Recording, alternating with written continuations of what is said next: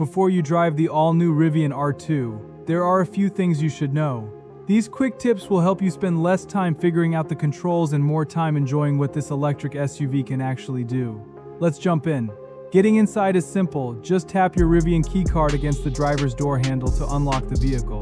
Once you're seated, place that same keycard on the wireless charging pad to authenticate and activate the vehicle. Now, let's make the R2 fit you perfectly. Tap the driver profile icon in the upper left corner of the display and adjust your seat until you have a comfortable driving position. Next, open the mirror settings and use Rivian's Haptic Halo Scroll Wheels to fine-tune both side mirrors. Then switch over to the steering wheel controls and adjust the tilt and reach until everything feels natural. If you're coming for a demo drive, arriving a few minutes early gives you enough time to dial everything in. Before heading out, open the navigation screen to preview your surroundings and the route you'll be driving.